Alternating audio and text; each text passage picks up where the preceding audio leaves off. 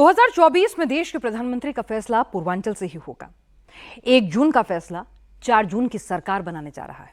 किसकी सरकार बनेगी, कितनी सीटें आएंगी, यूपी का आंकड़ा ही तय करेगा। दुनिया के सबसे बड़े चुनाव का प्रचार आज खत्म हो गया, लेकिन अखिलेश और राहुल गांधी की गिनती वहीं 79 सीटों पर अटकी रही। 2014, 2017, 2019, 2022 में लगातार हारने के बाद भी अखिलेश और राहुल रियलिटी नहीं देख रहे। यूपी का माहौल कुछ वैसा लग रहा है जैसा 2014 में था। अमित शाह की भविष्यवाणी सच हो सकती है। यूपी फिर से रिकॉर्ड बना सकता है और पूर्वांचल का जो मूड है इस वक्त वो इसकी गवाही देता है। जो लोग 400 पार का नारा दे रहे थे, बताओ 7वें चरण तक आते आते वो नारा अपना भूल गए कि नहीं भूल गए। औरंगजेब को कतई स्वतंत्र भारत में हम जिंदा नहीं होने देंगे। वह जहां मिट चला है वहीं उसको दफन रहने देंगे।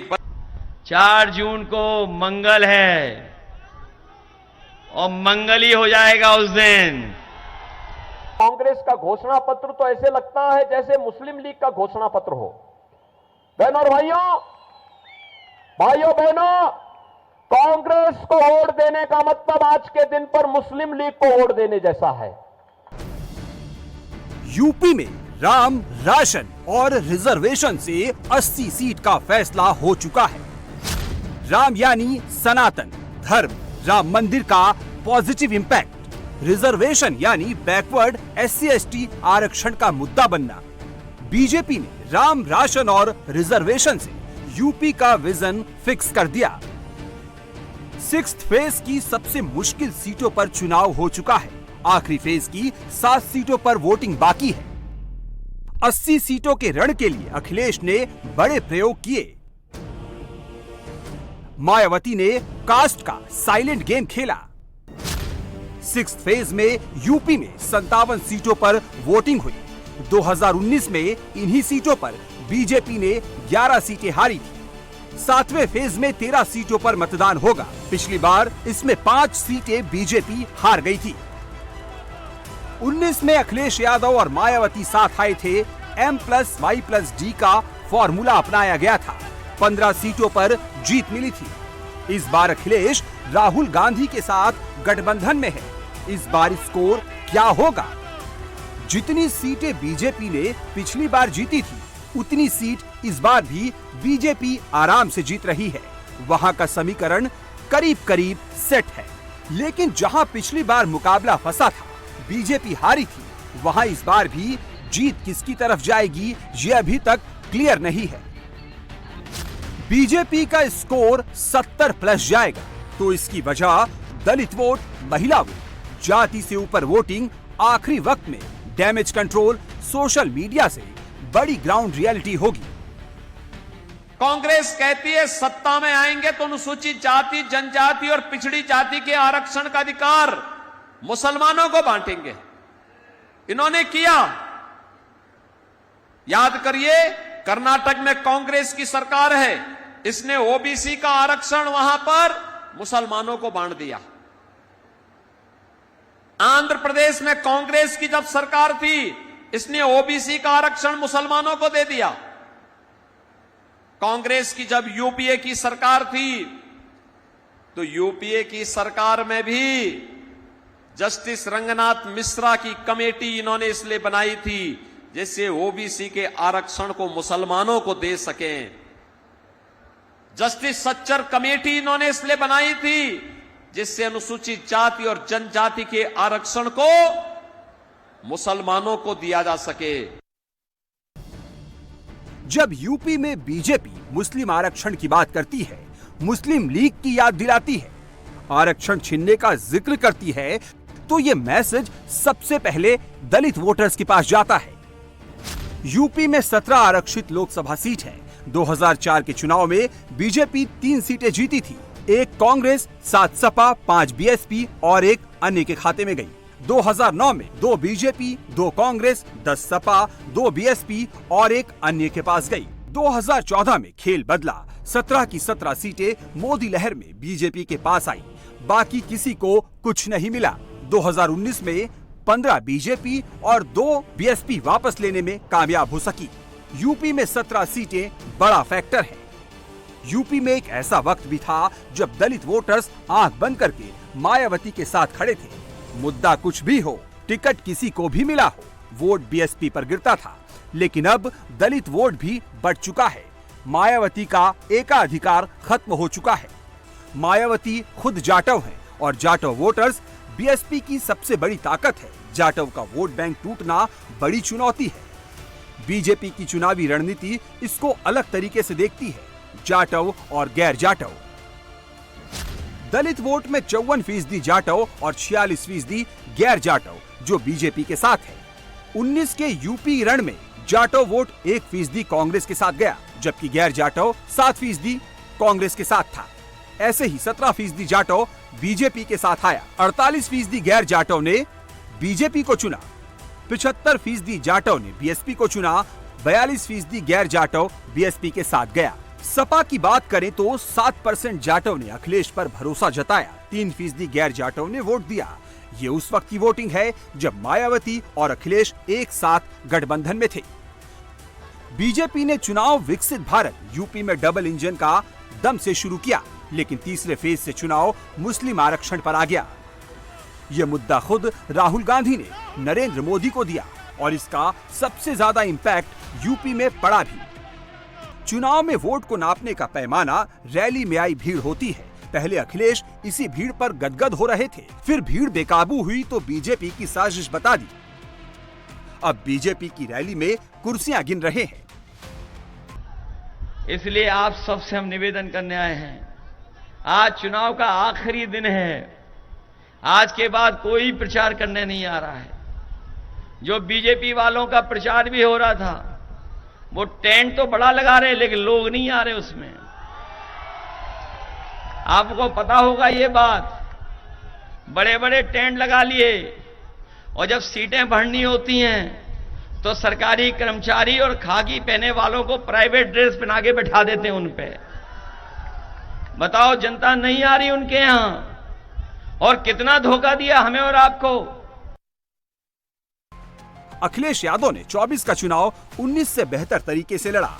एक एक सीट पर जाति फैक्टर को अच्छे से समझा। कई बार उम्मीदवार के नाम बदले, आखिरी वक्त तक समीकरण को साधने की कोशिश की, क्योंकि यादव परिवार की विरासत वाली सियासत दांव पर है। कन्नौज से खुद अखिलेश यादव लड़े, मैनपुरी से डिंपल यादव, आजमगढ़ से धर्मेंद्र यादव, बदायूं से आदित्य यादव और फिरोजाबाद से अक्षय यादव। ये 5 सीट जिस पर अखिलेश यादव को सबसे ज्यादा जीत का भरोसा है। समाजवादी पार्टी का किला यहीं तक सिमट भी गया है। बीजेपी को यकीन है कि 5 में से भी अखिलेश कुछ सीटें हारने वाले हैं। अखिलेश ने सेफ सीटों पर यादव परिवार को उतारा तो इसका नेगेटिव इम्पैक्ट भी पड़ा। बीजेपी ये मैसेज देने में कामयाब रही, अखिलेश को सिर्फ यादव परिवार की चिंता है, किसी और यादव को क्यों सेफ सीट से नहीं उतारा। अखिलेश ने पूरा चुनाव पीडीए पर लड़ा, जाति पर वोट को साधा, लेकिन बैकवर्ड वोटर्स ने जाति से ऊपर मोदी को चुना, जिसका डर अखिलेश को भी था। यादव परिवार की 5 सीटों के अलावा एक ऐसी सीट है जिस पर अखिलेश ने 20 साल बाद पुराना प्रयोग किया, वो है गाजीपुर लोकसभा सीट।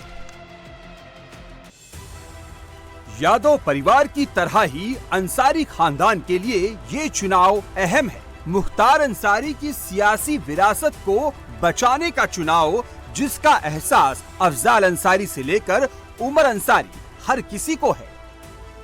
चुनाव से पहले मुख्तार अंसारी की मौत बड़ा पॉलिटिकल मुद्दा बन गई थी, मुस्लिम वोट की गारंटी बन गई थी। अखिलेश यादव भी गाजीपुर के बड़ा फाटक पहुंचे थे। गाजीपुर को लेकर ये परसेप्शन बन गया था कि बीजेपी के लिए यहाँ जीतना मुश्किल है। मुख्तार को लेकर सिंपैथी वोट में तब्दील होगी। अखिलेश यादव ने भी 20 साल अंसारी खानदान को टिकट दिया। आखिरी बार 2004 में अफजाल अंसारी सपा से लड़े थे।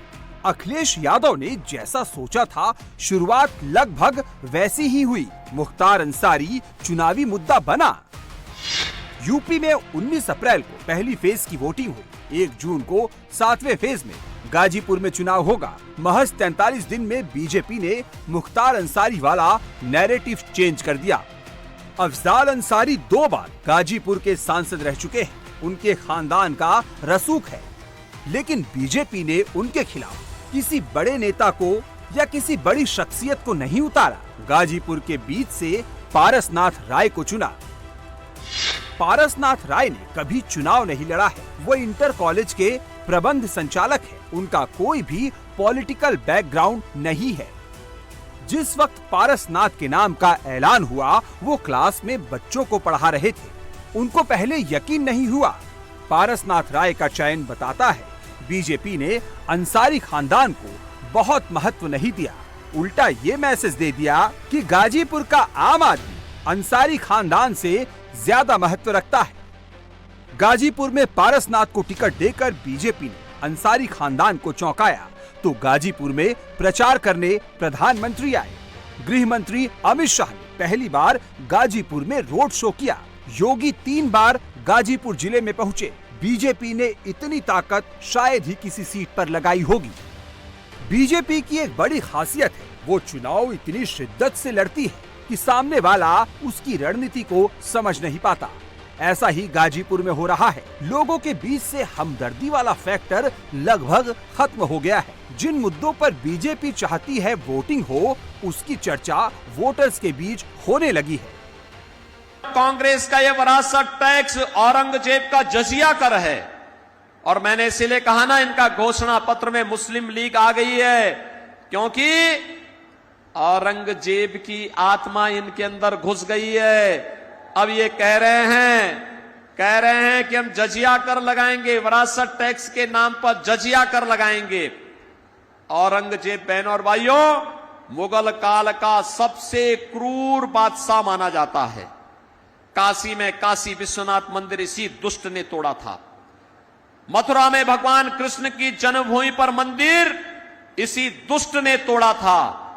कोई मुसलमान भी अपने पुत्र का नाम औरंगजेब नहीं रखता है, क्योंकि औरंगजेब ने पहले अपने भाई की हत्या की, फिर अपने बाप को जेल के अंदर बंद कर दिया था। बहनों और भाइयों, ये औरंगजेब की आत्मा, जिसने जजिया कर लगाया था हिंदुओं पर, जजिया कर कहता था हिंदुओं को, या जजिया कर दो नहीं तो मुसलमान बनो।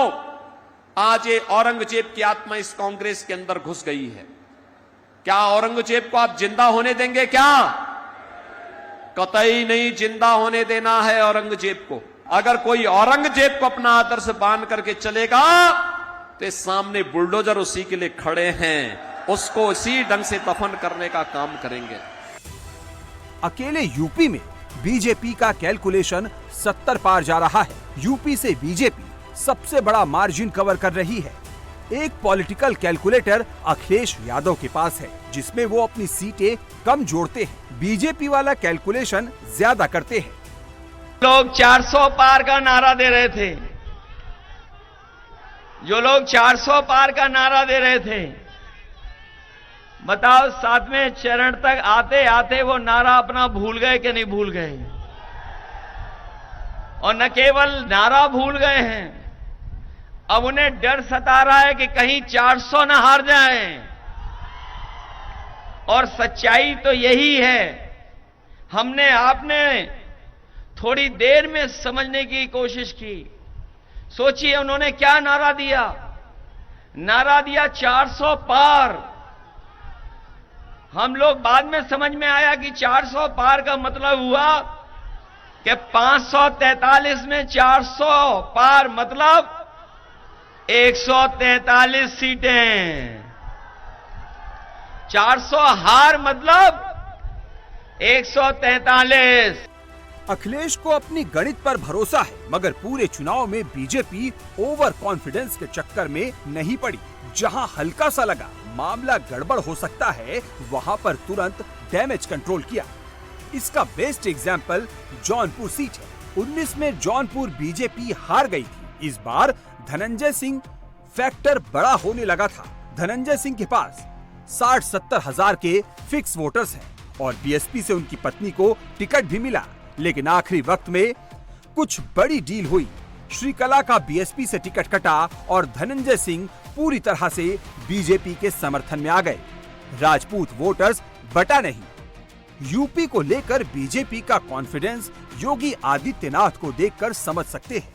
7वें फेज में यूपी की 13 सीटों पर वोटिंग होगी, लेकिन प्रचार के आखिरी दिन योगी आदित्यनाथ पहले हिमाचल प्रदेश गए, वहां मंडी और हमीरपुर लोकसभा में प्रचार किया, फिर पंजाब की आनंदपुर साहिब और लुधियाना लोकसभा में ताबड़तोड़ रैली की। ये बताता है कि यूपी को लेकर योगी को कितना भरोसा है। इंडी गठबंधन और बीजेपी में जो सबसे बड़ा फर्क है वो पॉलिसी बनाना, इंप्लीमेंट करना और ग्राउंड पर रिफ्लेक्ट करना। अखिलेश यादव और राहुल गांधी ने सोशल मीडिया में एग्रेसिव कैंपेन चलाया, लेकिन ग्राउंड पर इसका इम्पैक्ट नहीं पड़ा। मोदी योगी ने जो ग्राउंड पर काम किया उसको सोशल कैंपेन बनाया। बीजेपी की जो सबसे बड़ी ताकत है वो है महिला वोट, जो जाति धर्म से उठकर मोदी के लिए वोट डालती है। यूपी में योगी ने सुरक्षा बढ़ाई, माफियागिरी खत्म की, मनचलों की चाल सुधारी, तो इसका सबसे ज्यादा असर महिला वोटर्स पर पड़ा, जो 4 जून को नजर भी आएगा।